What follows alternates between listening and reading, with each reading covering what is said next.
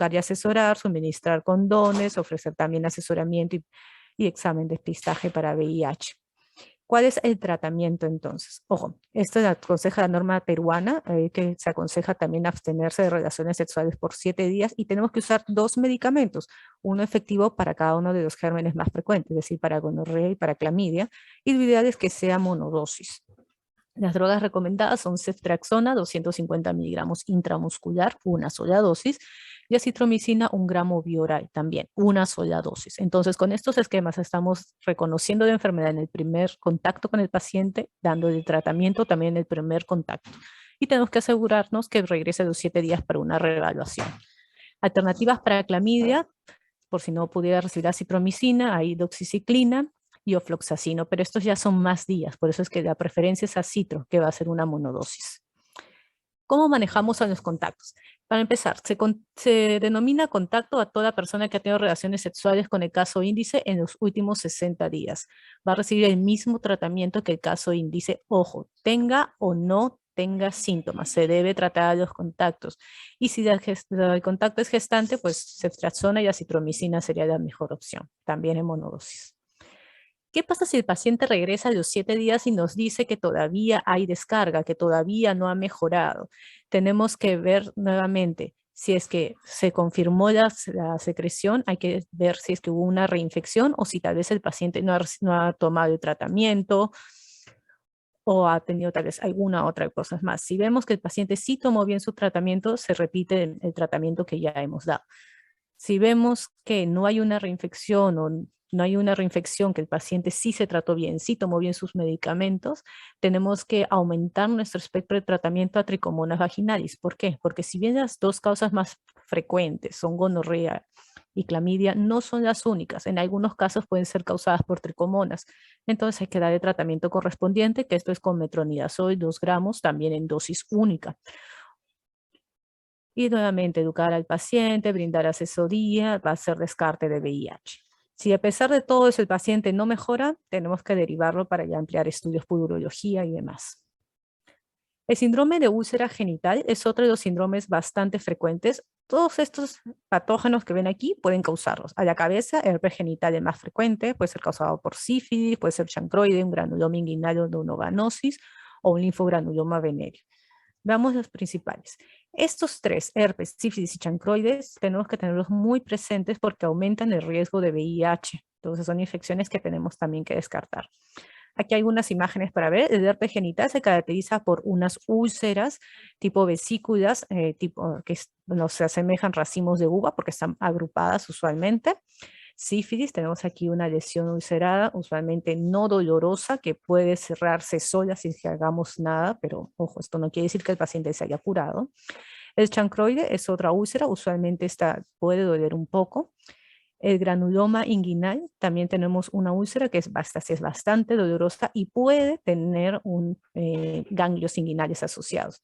Y aquí tenemos el linfogranuloma venéreo, que como su mismo nombre lo dice, es una inflamación de los ganglios, hay adenopatías, que pueden ser fluctuantes y muy dolorosas. Estos son los medicamentos para cada uno de los patógenos que hemos visto. Y nos vamos nuevamente al algoritmo. Tenemos un paciente que llega por una úlcera genital, hacemos una buena anamnesis, es decir, toda la historia sexual, factores de riesgo, se hace un examen físico. Si vemos que el paciente, primero tenemos que ver, ¿presenta o no presenta vesículas? Si es que presenta vesículas, lo más probable es que sea una herpes genital. Igual se pide también dosaje de pruebas para sífilis, que vamos a ver más adelante, para ver si amerita o no tratamiento. Si es que tiene vesículas y sospechamos en herpes, el tratamiento es aciclovir 400 miligramos cada 8 horas por 7 a 10 días, o en su defecto valaciclovir 1 gramo cada 12 horas por 7 a 10 días. Aquí, como podemos ver, para herpes no tenemos monodosis. El tratamiento sí es más prolongado, es de 7 a 10 días. Y recordar que herpes no tiene cura. El tratamiento lo que va a hacer es que las lesiones disminuyan, que calme el dolor y las molestias porque es muy molesto. Y así también disminuimos la tasa de transmisión de un paciente infectado a otro sano. Pero el paciente debe saber que herpes no tiene cura, que las lesiones van a desaparecer con el tratamiento, pero que es muy probable que en el futuro las lesiones vuelvan a aparecer. ¿Okay? Si vemos que no presenta vesículas, entonces estamos ante otra posibilidad. Por ejemplo, si hay una llaga o úlcera, damos tratamiento para sífilis y chancroide. Entonces, si pensamos en sífilis y chancroide, el tratamiento es penicilina G benzatínica, 2.4 millones intramusculares, una sola dosis, porque estamos ante un caso agudo, lo vamos a ver más adelante con calma, y para cubrir chancroides y ciprofloxacino 500 miligramos vía oral, también dosis única. Aquí sí tenemos monodosis. Si el paciente no tiene vesículas, no tiene úlceras, entonces no corresponde a este esquema, tenemos que igual dar educación, suministrar condones, descartar VIH. Entonces, en cualquiera de estos casos, perdón, herpes o sífilis y chancroide, hay que educar nuevamente en todos los pacientes. Si vemos, vamos a repetir esto: educar, asesorar, fomentar el uso de preservativos, dar descarte para VIH y solicitar un que regrese a los 7 días. Si vemos que a los 7 días regresa nuestro paciente, cicatrizó o mejoró, perfecto, está dado de alta y seguimos dando la consejería correspondiente. Si vemos que no mejora, o sea, si hay mejora, no curó, pero hay mejora, volvemos a dar el mismo tratamiento. Pero si no mejoró nada, tenemos que derivar al paciente porque estamos ante otra patología.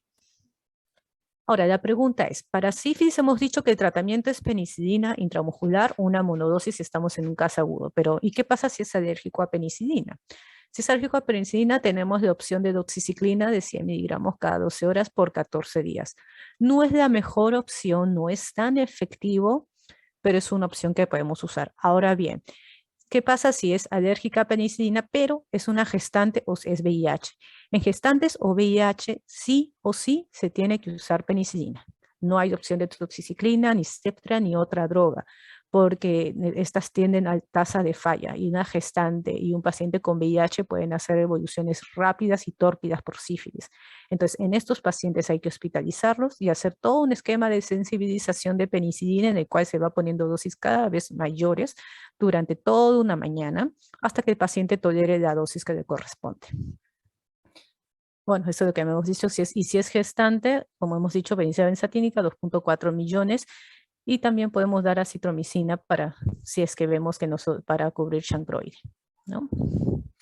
Manejo de contactos. Aquí el periodo de contacto es de 90 días, no 60 como el anterior, sino 90 días. Y recibirá el mismo tratamiento que el caso de índice tenga o no tenga síntomas. En cuanto a lo que es bubón inguinal es simplemente el aumento de los ganglios linfáticos inguinales. Pueden ser por ITS como pueden que no. Cuando sospechamos por ITS son porque es un aumento bastante doloroso y estos pueden ser fluctuantes y se asocia a estas dos patologías, al linfogranuloma venéreo y al chancroide. El tratamiento es ciprofloxacino por 3 días más doxiciclina. Este es nuestro algoritmo. Nuevamente vemos, presenta bubón inguinal. Si no presenta bubón inguinal, hay que ver si hay otra enfermedad genital o derivar. Si es que sí presenta el bubón, tenemos que ver, ¿hay úlceras o no hay úlceras? Si es que hay una úlcera, tenemos que ir al diagrama previo de las úlceras genitales. Y si vemos que no hay úlceras, hay que dar tratamiento para linfogranuloma venéreo. En el mundo ideal y perfecto podemos realizar una punción aspirativa para mandar a cultivar. Sé que en muchos lugares no van a poder hacerlo. Y hay que asesorar, brindar descarte para VIH y demás. El tratamiento es el que ya vimos aquí, que es ciprofloxacino cada 2 horas por 3 días, más doxiciclina por 14. Y el contacto nuevamente es 90 días, así el contacto es asintomático, dar es acitromicina 1 gramo cada dosis única, y si es gestante, eritromicina por 7 días. Síndrome de flujo vaginal es otro síndrome bastante importante y frecuente, pero aquí hay una aclaración. El flujo vaginal siempre va a existir y es normal. Por eso es que aquí hay que preguntar bien a la paciente si es que este flujo vaginal es anormal. Llamamos un flujo vaginal anormal si es que ella nota que ha aumentado el volumen del flujo, si es que ha cambiado el olor, si es que ha cambiado la coloración, si es que hay molestias tipo ardor, comezón, disuria, entre otras. Si no, es el simple flujo vaginal normal y eso no se trata. Flujo vaginal no necesariamente representa una ITS. Recordar que el pH vaginal es ácido, es de 4.5, menor a este. Esto permite que crezcan lactobacilos y que no crezcan otros tipos de gérmenes, pero cuando el pH y el ecosistema vaginal se altera, gérmenes propios de la piel pueden aumentar, tipo la cándida, por ejemplo, o muchos organismos bacterianos que hay en esa zona. Entonces, las etiologías más frecuentes tenemos la trichomona vaginalis, cándida albicans y las vaginosis bacterianas. De estas, la única que es una ITS es la trichomona. Los demás son simplemente vaginosis no bacterianas, no por ITS. Ahora bien, si bien en flujo uretral o en descarga uretral pensamos en gonorrea y en clamidia, ¿por qué en descarga vaginal o en flujo vaginal no lo pensamos? ¿Por qué no está dentro de las primeras causas? Porque estos gérmenes causan infección cervical, es decir, causan una cervicitis, que son infecciones mucho más profundas, estamos hablando del cuello uterino, son más dolorosas, es otra clínica, y la gran mayoría de mujeres infectadas por estos gérmenes son asintomáticas, entonces es muy difícil verlo en una mujer, pues es que cuando vemos descarga vaginal o secreción vaginal no son las primeras etiologías en las que pensamos. Tenemos que identificar a las personas, a aquellas mujeres que pueden tener mayor riesgo para estos gérmenes, que los vamos a ver más adelante. Y estos son de tratamiento para las infecciones vaginales. Para vaginosis bacteriana, metronidazol. Para trichomona, metronidazol. Para cándida, tenemos miconazol, clotrimazol o fluconazol. Lo que se recomienda es dar metronidazol para cubrir estas dos etiologías que son las más frecuentes. Si por ahí las secreciones como un requesón o como leche cortada, podemos añadir tratamiento para cándida.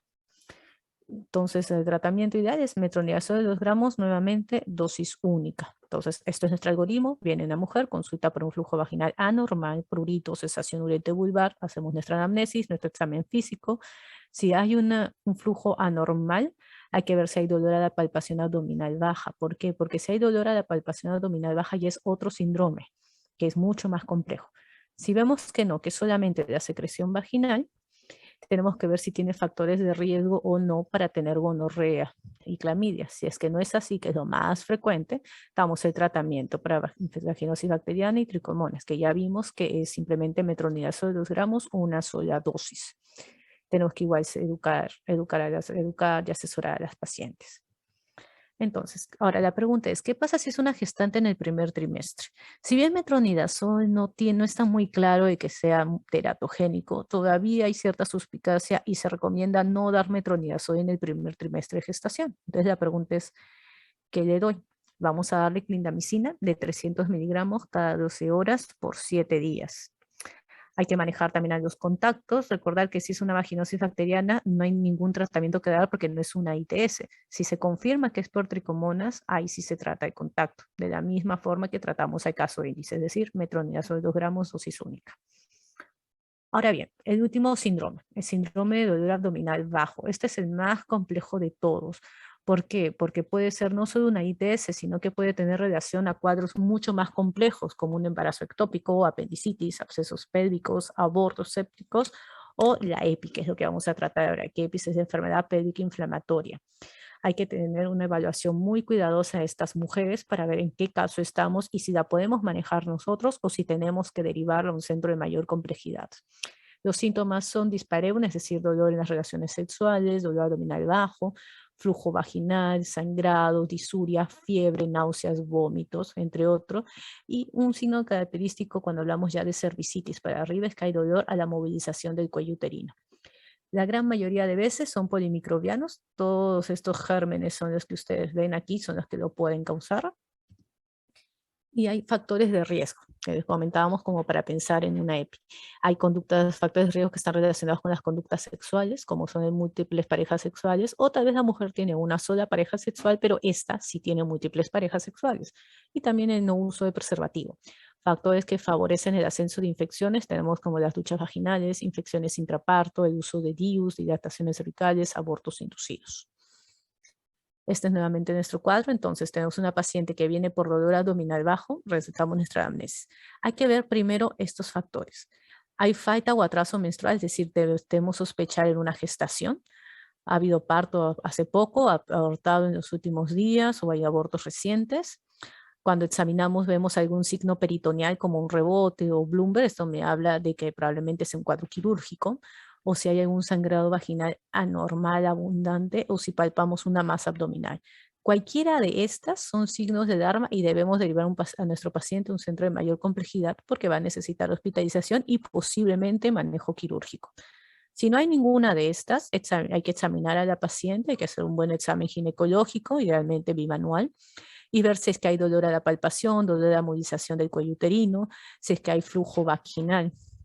Si es que sí hay que dar el tratamiento para EPI y pedir al paciente una reevaluación en 48 a 72 horas. A diferencia de los otros síndromes que podíamos esperar 7 días, aquí tenemos que ir mucho más rápido porque es un cuadro mucho más complejo y que se puede complicar. ¿Qué tratamiento le vamos a dar? Se va a dar ciprofloxacino 500 miligramos, una sola dosis, doxiciclina cada 12 horas por 14 días, más metronidazol. Si se dan cuenta, estamos cubriendo varias cosas. Estoy cubriendo gonorrea, estoy cubriendo clamidia y estoy cubriendo otros gérmenes también. En 3 días reevaluamos a la paciente y vemos si mejoró. Si mejoró, continuamos con el tratamiento por 14 días, damos asesoramiento, explicamos signo de alarma y tenemos un contacto cercano con ella. Si vemos que no ha mejorado, hay que derivar. Estas son otras alternativas de tratamiento: ceftriaxona en monodosis, más eritromicina y clindamicina. Entonces, ¿cuándo considero hospitalizar? Si no tenemos claro el diagnóstico, si no puedo excluir algunas emergencias quirúrgicas como apendicitis, como un quiste roto, como un embarazo ectópico, si presentamos o pensamos que puede haber un absceso pélvico, si la paciente está grave, es decir, no está estable, si está gestando, si no tolera el régimen o nos vomita todo, y si no responde al tratamiento ambulatorio, tenemos que ya considerar la hospitalización de nuestro paciente. Y una vez que está hospitalizada, tenemos estos dos esquemas, según la norma técnica peruana: cefoxitin, 2 gramos cada 6 horas, o cefotetán más doxiciclina. Y el esquema 2, que es clindamicina, ojo, dosis alta, 900 miligramos cada 8, más gentamicina. ¿Cuánto tiempo vamos a tener este tratamiento parenteral? Son por lo menos 48 horas después de que la paciente haya mejorado. Una vez que mejora, por ejemplo, mejora el tercer día, tengo este esquema 48 horas más y luego ya lo roto a la vía oral hasta completar los 14 días de tratamiento. Los contactos nuevamente son las parejas sexuales en los últimos 60 días. Hay que dar el mismo tratamiento en caso que el contacto sexual sea mujer. Si el contacto sexual es varón, se da el tratamiento para descarga uretral. Ahora, ¿qué pasa si es una persona viviendo con VIH? Tiene que ser sí o sí hospitalizado y un tratamiento parenteral, porque este ya es un factor de riesgo para que se nos complique. Y si es gestante o mujer que ha de lactar, si es gestante, hospitalizar sí o sí. Si es mujer que ha de lactar, hay que recordar que no podemos usar ni ciprofloxacino, ni doxiciclina, ni en la gestación, ni en el momento de la lactancia. Entonces hay que usar los regímenes alternativos. Bien, estos son los síndromes básicos. Ahora, hay 2 patologías muy importantes que tienen que saber manejar y que no solo se presentan de forma aguda, que es sífilis y VIH. Así que les voy a dar un poquito de eso, voy a tratar de que sea rápido para poder entrar en el tiempo. La sífilis, como ya deben saber, es una enfermedad que es sistémica desde el inicio, por eso de considerar aparte. No es solo una ITS, no es solamente lesiones genitales, es una infección sistémica, alcanza cualquier parte de nuestro organismo. El agente etiológico es el treponema pallidum y la infección puede ser congénita o adquirida. Congénita es decir, si es que nace con la infección, o adquirida si fuera a través de sangre o a través de relaciones sexuales. Entonces, tenemos la sífilis, se clasifica de acuerdo al tiempo en temprana o tardía, y esto tiene importancia para el tratamiento. La sífilis temprana puede ser primaria, secundaria, o puede haber un compromiso neurológico temprano, o puede ser una latente precoz. Latente precoz es que no tiene síntomas, pero que la infección tiene menos de 1 año. La sífilis tardía es la latente tardía, otra vez sin síntomas, pero con más de 1 año de infección. La presentación de gomas, el compromiso neurológico o cardiovascular.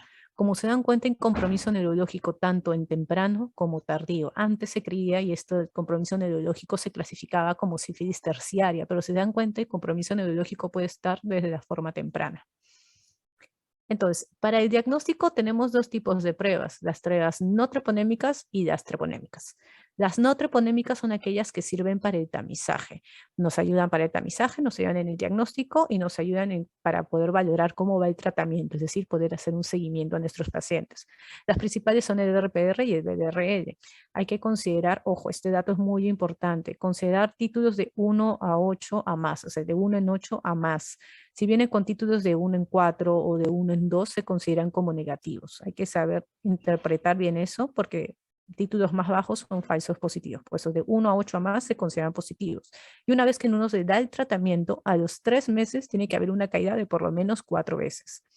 Por eso es que estas pruebas nos sirven también para el seguimiento. Las pruebas treponémicas, por el contrario, son pruebas confirmatorias, pero ojo, estas no sirven para seguimiento. ¿Por qué? Porque una vez que son positivas, usualmente son positivas toda la vida. Pues, en la cabeza tenemos lo que es el FT-APS, que es la más frecuente y con la que mayormente se cuenta, y el MHATP. Una vez que estas pruebas son positivas, como comentaba, son positivas siempre. Entonces, no tiene sentido repetir estas pruebas para hacer control porque van a ser positivas sí o sí siempre. Entonces, empecemos con las formas clínicas. La sífilis primaria, tempranas, perdón. La sífilis primaria, como ya hemos visto, son las lesiones genitales. Sífilis secundaria se caracteriza por lesiones dérmicas, y esta es la clave, son lesiones que comprometen palmas y plantas. Pueden comprometer también rostro, torso, piernas, brazos, pero lo patognomónico es compromete palmas y plantas, y si ven bien son lesiones tipo diana. Es decir, una zona central más oscura, un halo más claro y otro halo más oscuro. Pueden ser pruriginosas y son bastante contagiosas. Así que si llegan a ver esto, por favor, no las toquen sin guantes. Les vamos a hablar de lo que es el compromiso neurológico, que es el neurolues. Hay dos compromisos importantes en la sífilis temprana. La uveitis, que va a ver, como pueden ver aquí en este fondo de hoja, hay una gran inflamación de la uvea, o la meningitis por sífilis también. Y de forma latente temprana, pues no hay nada, no hay síntomas, simplemente sabemos que son infección de menos de un año. El tratamiento, tanto la sífilis primaria, la sífilis secundaria, como la sífilis latente, el tratamiento es penicilina G benzatínica 2.4 millones intramusculares monodosis. En el caso de neurolues, aquí varía. ¿Por qué? Porque no puedo usar la penicilina G benzatínica endovenoso, solo se usa de forma intramuscular y para neurolues no es una dosis adecuada. Aquí sí tengo que hospitalizar a mi paciente y darle penicilina G sódica cristalina o penicilina. Son 4 millones cada 4 horas, es decir, 24 millones al día endovenosos por 10 a 14 días. En compromiso neurológico, como verán, el tratamiento es diferente. Aquí varía, es mucho más agresivo.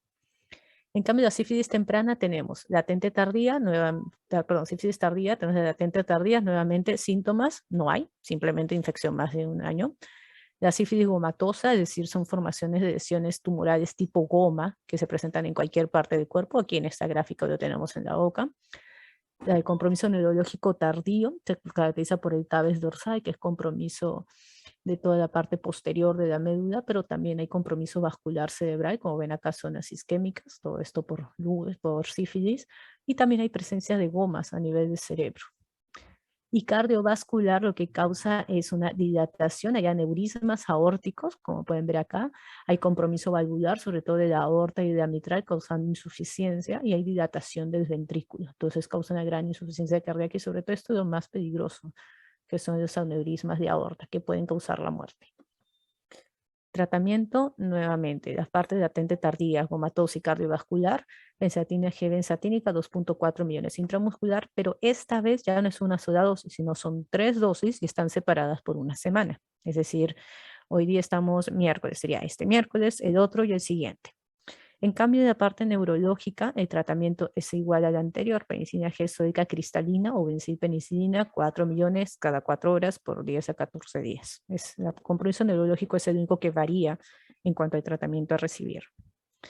Ahora sí, un poquito de VIH, que es el AIDS más importante por la complejidad y por todo lo que esto abarca.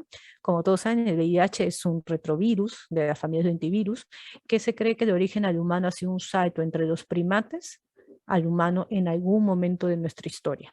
Hay dos cosas importantes que saber, lo que es la carga viral, que es la cantidad de virus que tenemos en la sangre, y el CD4, que son aquellas células de los linfocitos T que son atacadas por el virus, por VIH.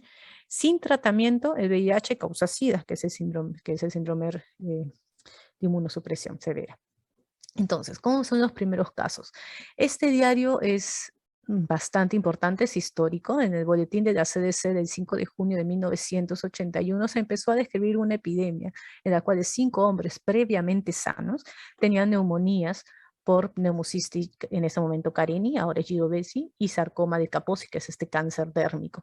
Usualmente estas patologías se veían en pacientes sumamente inmunosuprimidos. Lo que llamaba la atención de estos 5 hombres eran que todos eran hombres que tenían sexo con hombres y que previamente estaban sanos, no tenían cáncer ni ninguna otra comorbilidad. Posteriormente se vieron casos similares también en pacientes con hemofilia y se vio también en caso de un niño que había recibido transfusión. Es aquí donde se determina que esta epidemia tiene un carácter infeccioso. Para hablar de cifras, para el 2019 había 1.7 de millones de personas que contrajeron el VIH, 38 millones, actualmente son 39 las personas que viven con VIH en el mundo, y en 2019 690.000 personas murieron a causa de virus. Este es el mapa, en la región de las Américas tenemos 2.1 millones de carga de enfermedad de las personas viviendo con VIH. Como ven, en África es la mayor cantidad, son 20.7 millones. En Asia tenemos 5.8 millones y en Europa 1.7. Este es en Perú, lo que tenemos por los años. Vemos que en el 2019 se diagnosticaron 9.419 casos nuevos. 2020 hubo una caída, pero probablemente esto sea por subregistro, por todo lo que ocasionó la pandemia en los primeros meses. En 2021 casi 7.500 casos y para el 2022 tenemos 1.500 casos al momento. Las vías de transmisión, las principales es la vía sexual, la vía vertical, la vía parenteral. La vía sexual es la más frecuente. Los factores de riesgo es la carga viral elevada, es decir, tener mucho virus en la sangre, sobre todo esto se da en las personas que están sin tratamiento. Presencia de otras ITS, que es lo que habíamos estado mencionando, si hay descarga uretral, si hay secreción vaginal, si hay sífilis, si hay alguna úlcera, cualquiera de estas cosas facilita la transmisión de VIH. El tipo de relación sexual también tiene mucho que ver. Por ejemplo, el paciente receptor anal tiene un 5% de chance de contagiarse si su pareja es positivo. En cambio, si la penetración es vaginal, esta cae a 0.1%. Si el sexo es seco y violento, es decir, si es que no hay una buena lubricación, porque esto causa mucho más daño en las mucosas, facilitando la diseminación del virus. Si es que el varón no está circuncidado o si hay alteraciones cervicales. En la transmisión vertical, el mayor riesgo está durante el parto. Factores asociados, nuevamente la carga viral materna, es decir, que la madre no esté en tratamiento, infecciones locales concomitantes, si hay ruptura prematura de membranas muy prolongadas o de parto vaginal, si es que ésta está sin tratamiento. Si es que no se hace ninguna intervención, es decir, la mujer está con VIH y no recibe ningún tipo de tratamiento, hace un parto vaginal, da de lactar y demás, la transmisión es entre el 15 al 50%. Y la vía parenteral cada vez es menor gracias a todo el tamizaje que se hace en los bancos de sangre. Si es que un paciente o una persona recibe un paquete contaminado, la chance de transmisión es 100%, o sea, sí o sí. Es por eso muy importante todos los filtros y todos los tamizajes que se hacen en los bancos de sangre para evitar eso. Y también puede ser por accidentes laborales. Entonces, esta es un poquito de estructura del VIH. Tenemos una envoltura, tenemos el ARN, que es el material genético, y su cápside y las enzimas. Y esto muy importante, las glucoproteínas. Entonces, ¿cuál es el ciclo de replicación del VIH? Tenemos primero una adherencia. Para esto va a haber un acoplamiento entre el GP120, que es del virus, y el receptor del CD4. Por eso es que ataca estas células, porque este es su receptor. Una vez que se da esta unión, hay un cambio de conformación y se activan estos correceptores que tienen nuestras células y se unen al GP41, que vendría a ser la parte de aquí. Una vez que hay esta unión, hay una fusión de las membranas y todo el material genético y las enzimas del virus entran a la célula huésped CD4. Una vez que entraron, este ARN tiene que convertirse en un ADN. Para poder hacer eso, usa la enzima que es transcriptasa inversa. Entonces, este RN pasó a ADN. Una vez que ya hay ADN, entra al núcleo del linfocito CD4 y se fusiona, se integra nuestro ADN gracias a la integrasa. Entonces ya tenemos ADN nuestro con ADN viral, todo juntito. Una vez que pasa esto, nuestras propias células, sin saberlo, van a leer este ADN y van a producir las proteínas del VIH. Es decir, nosotros nos convertimos en máquinas productoras de VIH. Estas proteínas se unen y sale el virión del CD4. Y sale el virión del CD4 y así tenemos múltiples virus. Entonces, ¿cuál va a ser la historia natural del VIH? Es muy importante. Son 3 fases claras: la primoinfección, la infección crónica y la fase final. La primoinfección, es decir, cuando el paciente recién se contagia. En verde vamos a ver la carga viral y en rojo vamos a ver lo que es el CD4. Entonces, al inicio tenemos una carga viral muy alta. La primoinfección se caracteriza por una carga viral muy alta. Es por eso que los pacientes con infección reciente por VIH contagian un montón, porque tiene una carga viral muy alta. Aquí el CD4 puede caer ante esta carga viral tan alta y esta destrucción de células tan alta, pero luego se mantiene. Si es que no hacemos nada, entramos en una fase crónica en la que el virus ya empieza a bajar, se mantiene estable, por así decirlo. El CD4 también se mantiene estable. Es aquí donde puede no haber síntomas y esta fase puede durar 5 o 10 años, depende de cada persona y del tipo de virus que contrajo. Y si seguimos sin hacer nada, llega un punto en el que ya se pierde este equilibrio y el virus empieza a aumentar nuevamente y aquí ya el CD4 y nuestro sistema inmunológico se va al suelo. Esta es la fase final, conocida como SIDA, y es aquí donde se presentan todas las infecciones oportunistas que deben haber escuchado del VIH. Entonces, la infección temprana, que es esta de aquí, esta fase de acá, también tiene síntomas, solo que mucha gente no lo sabe reconocer y es ahí donde ustedes deben sospechar. ¿Cuáles son los síntomas que se presentan? Se presentan, por ejemplo, un rash, adenopatías, dolor de garganta, fiebre.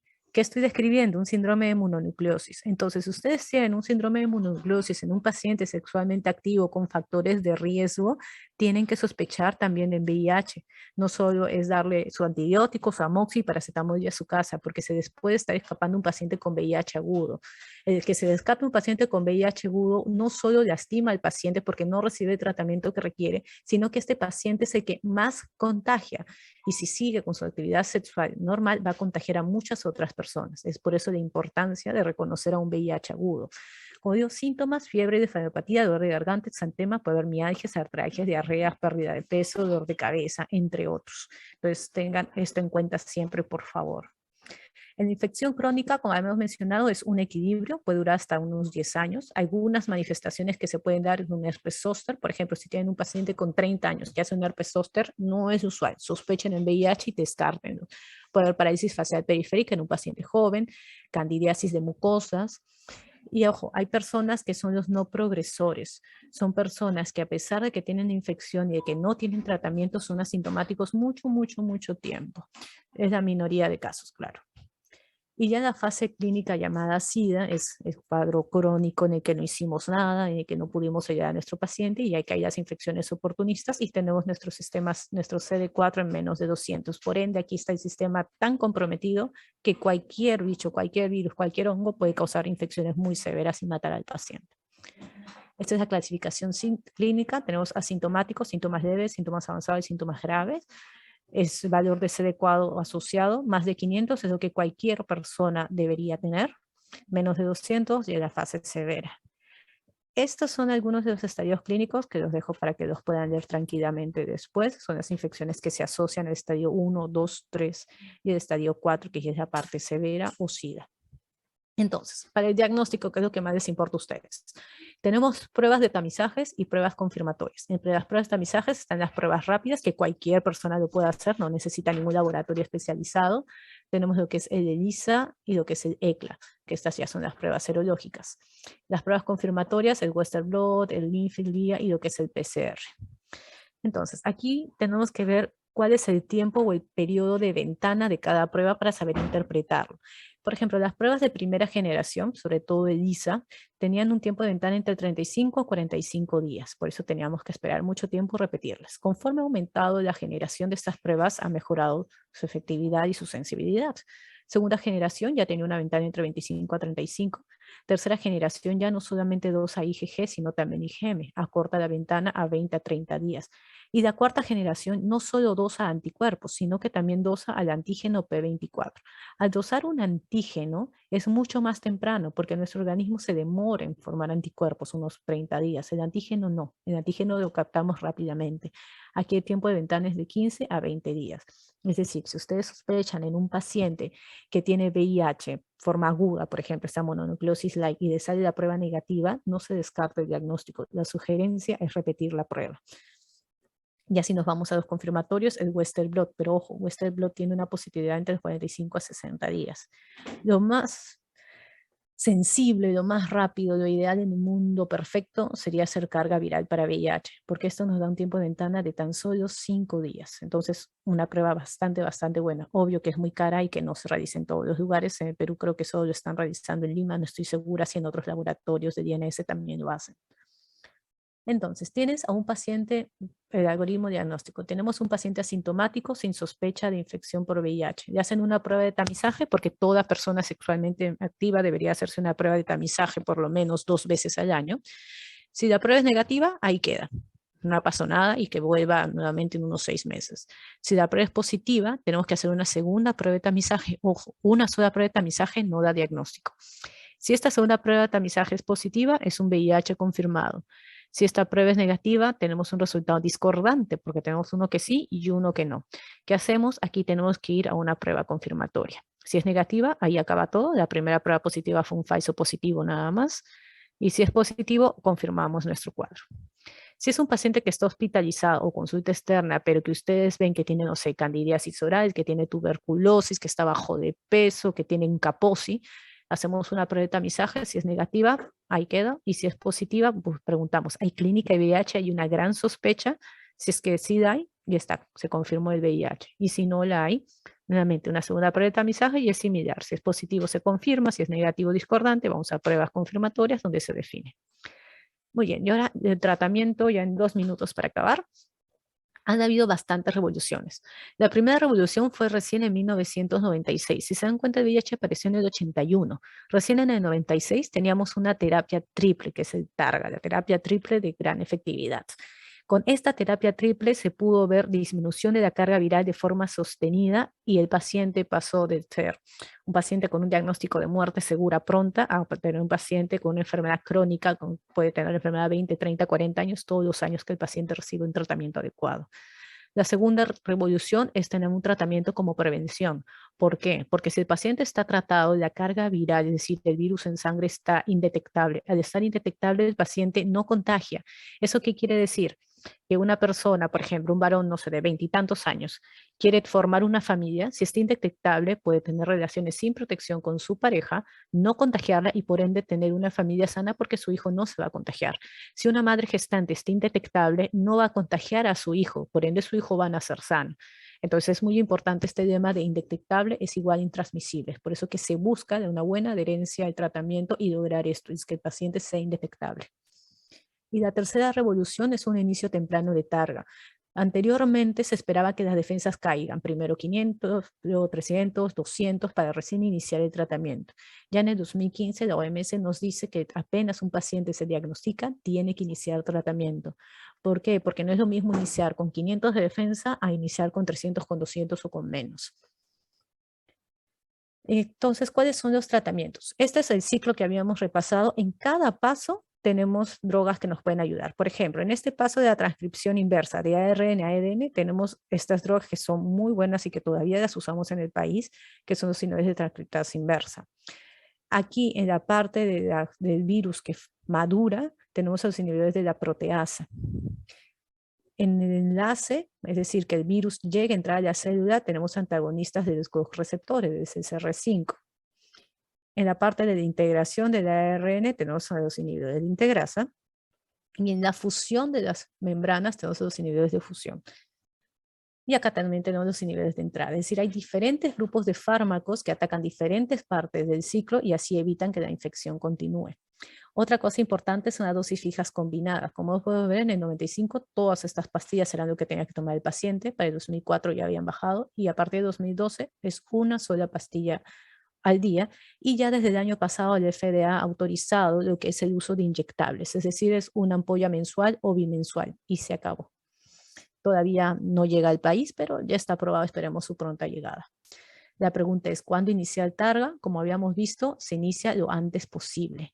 ¿Por qué? Porque si tenemos un targa diferido, vamos a tener, lo que podemos pensar en targa diferido es que los antirretrovirales son tóxicos, efectivamente. Puedo decir que con esto preservo las opciones de targa que tengo en el país, pero el problema es que hay riesgo de resistencia. En el targa temprano, en cambio, aumenta la potencia, la durabilidad, la simplicidad, ha aumentado la seguridad de los esquemas, me disminuye la resistencia, hay menos toxicidad actualmente con la terapia temprana, tenemos ya más opciones terapéuticas y, ojo, lo que habíamos mencionado, disminuye la transmisión. Por todo esto, el targa temprano es la mejor opción. Por eso es que se debe diagnosticar y tratar. Esa es la estrategia de IH actualmente. Estas son las indicaciones para el inicio de targa de la norma técnica. Estos son los esquemas que debemos usar. Tenofovir, tricitabina, faviens, todo viene conformado en una sola pastilla y actualmente Perú ya cuenta con esta presentación con dolutegravir que es muy efectiva también y es muy buena bajando la carga viral. Puede llevarme a indetectabilidad en menos de un mes, lo cual es bastante bueno. Esto con el monitoreo, eso sí ya lo dejo para que lo puedan leer con calma en casa. Y creo que eso es todo.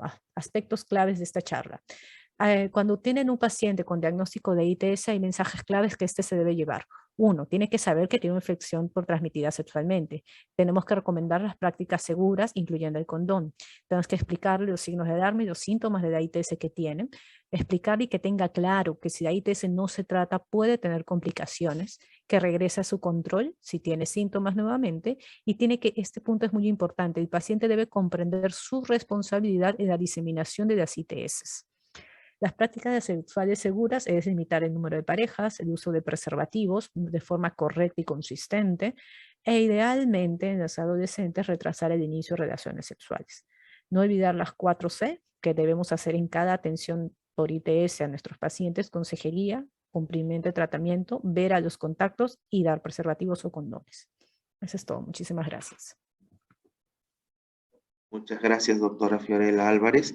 Una ponencia realmente bastante ilustrativa, muy resumido todo el contenido y bastante extenso en realidad en todos los puntos que ha tocado, ¿no? Como usted manifiesta, pues, en este tipo de infecciones lo más importante es la parte de anamnesis, la parte de escarbar bien los datos, porque muchas veces estos pacientes van a tender a ocultar información que es muy sustancial o relevante, ¿no? En este caso, doctora, en su experiencia, ¿cómo podría usted recomendar en que se deben hacer ciertos tipos de interrogatorios dirigidos hacia esta población? Sí, es muy importante nuestra actitud. Bueno, para empezar, debemos dar privacidad al paciente, ¿no? No podemos hacer este tipo de preguntas delante de la mamá o de la pareja porque no se van a abrir completamente, no nos van a dar la información, o si hay otros pacientes, o si tenemos al personal entrando y saliendo del consultorio. Entonces tenemos que asegurar la privacidad del paciente, nuestra propia actitud al momento de formular las preguntas. Si nosotros estamos en una actitud como que miedosa, nosotros mismos nos avergonzamos de las preguntas que hacemos, el paciente se va a avergonzar más.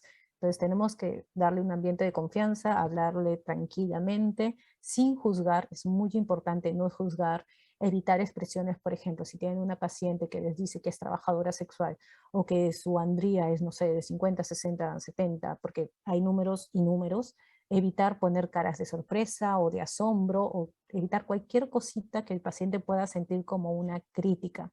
Recordad que las infecciones de transmisión sexual lamentablemente aún es un tema tabú, lamentablemente todavía hay mucha estigmatización que no debería tener ninguna, ni VIH, ni sífilis, ni ninguna. Son infecciones que cualquier persona sexualmente activa puede contraerlas, incluso en la monogamia. Entonces, brindarles esa seguridad al paciente, que se sienta que no está juzgado, y hacer la pregunta abierta y sin titubeos. Decirle, por ejemplo, cuántas parejas sexuales tienes, cuentan todas, las de una noche, las casuales todas, y que nos dé el número que nos dé, inmutarnos.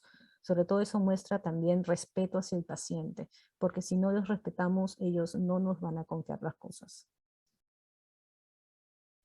Efectivamente, ¿no? El acto médico en este caso es bastante importante en cuanto a mantener la integridad emocional del paciente, ¿no? Ya que estos pacientes van a tender a de repente a ocultarnos cosas, a no contarnos todo, muchas veces por temor a lo que ellos mismos ya sospechan o dudan, ¿no? Y hay que poder dirigir adecuadamente el interrogatorio, tratar de establecer una buena empatía con el paciente, hacerlo sentir cómodo y sobre todo darle un ambiente de privacidad, ¿no? Para este tipo de interrogatorios eso es bastante importante. Gracias. Doctora, muy agradecido por su participación.